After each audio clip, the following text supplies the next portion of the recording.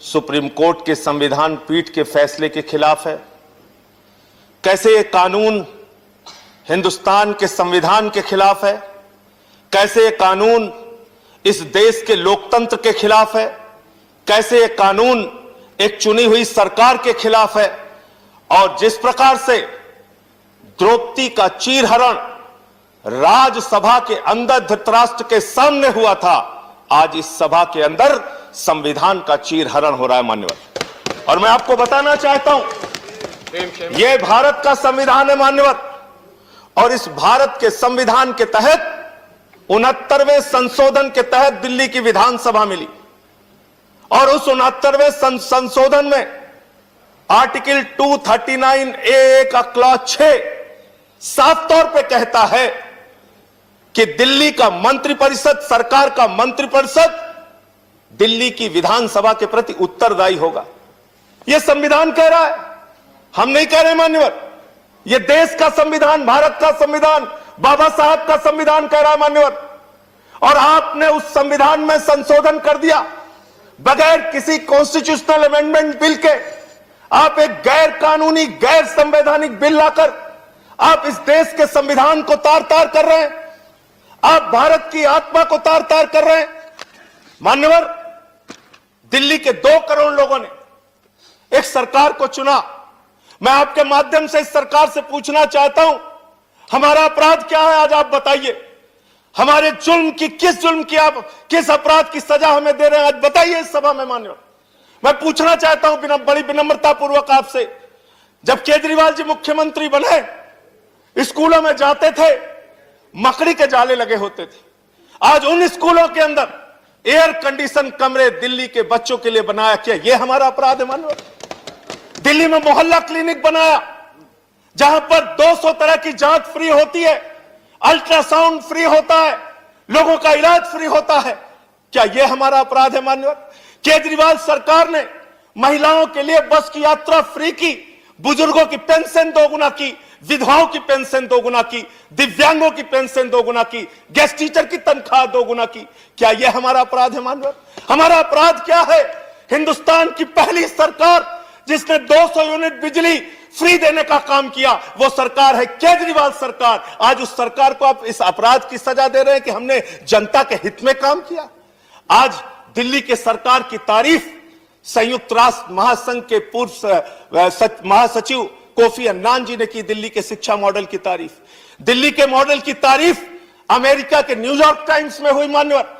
लोग पहले कहते थे अमेरिका से सीखो, अमेरिका से सीखो। आज अमेरिका वाला कह रहा है केजरीवाल से सीखो, दिल्ली सरकार से सीखो, आम आदमी पार्टी से सीखो। ऐसी सरकार, ये हंसी सर, ये हंसी याद रखिएगा सर, ऐसे हंसते जब अत्याचार होता है, अन्याय होता है, तो रावण हंसता है। No comments. ये रावण की हंसी है, याद रखिएगा मान्यवर। इस सभा के अंदर अन्याय होता है, अत्याचार होता है, तो दुर्योधन हंसता है, कौरव हंसते हैं।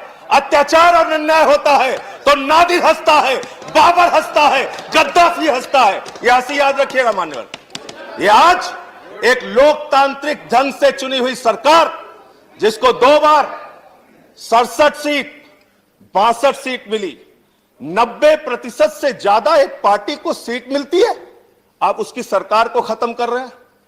और मैं बड़ी विनम्रता पूर्वक पूछना चाहता हूं, कम से कम रविशंकर प्रसाद जी यहां पर मौजूद हैं।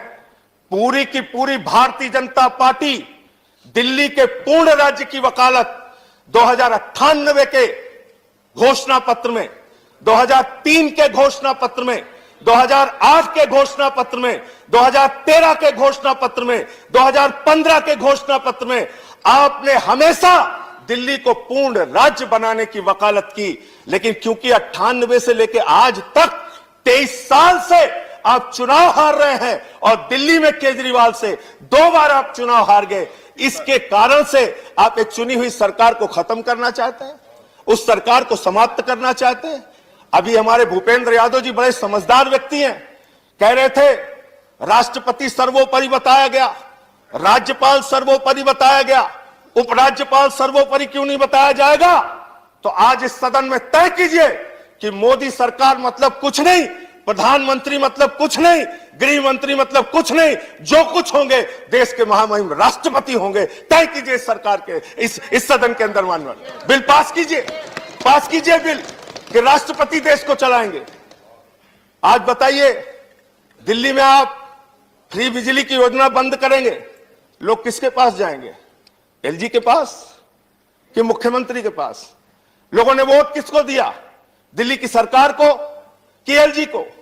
आपने लिख दिया गवर्नमेंट मींस एलजी, सरकार मींस एलजी। देश के सुप्रीम कोर्ट के संविधान पीठ ने, जिससे बड़ी कोई अदालत नहीं हो सकती, उस अदालत ने कहा मान्यवर, साफ तौर पे कहा, 3 विषयों को छोड़कर बाकी सारे के सारे विषय दिल्ली के चुनी हुई सरकार के पास होंगे। आप देश के सुप्रीम कोर्ट के संविधान पीठ को नहीं मानते, आप भारत के संविधान को नहीं मानते, आप लोकतंत्र को नहीं मानते, आप एक चुनी हुई सरकार का आज गला घोट रहे हैं। लेकिन याद रखिएगा, ये लोकतंत्र है, यहां जनता मालिक होती है। जनता जब चाहे जिसको अर्श पे पहुंचा दे, जनता जब चाहे जिसको फर्श पे पहुंचा दे। आप जो ये काम कर रहे हैं, आने वाले दिनों में इस अपराध के लिए दिल्ली की जनता और देश की जनता आपको माफ नहीं करेगी। आज मैं सिर्फ इतना कहना चाहता हूं मान्यवर, दिल्ली के अंदर केजरीवाल सरकार को क्यों बर्खास्त करने की, ये बर्खास्त मैं मानता हूं, चुनाव का कोई मतलब नहीं रह गया, सरकार को आपने खत्म कर दिया। आज क्यों किया गया ये? इसके पीछे सबसे बड़ा कारण, जब दिल्ली में किसान आए और उनको जेल में डालने के लिए आपने 9 स्टेडियम मांगा, केजरीवाल ने कहा हम ऐसा ऑर्डर फाड़ के फेंक देंगे, हम अपने अन्नदाता को जेल में नहीं डाल सकते। उस अधिकार को छीनने के लिए आप ये बिल लेकर आए हैं।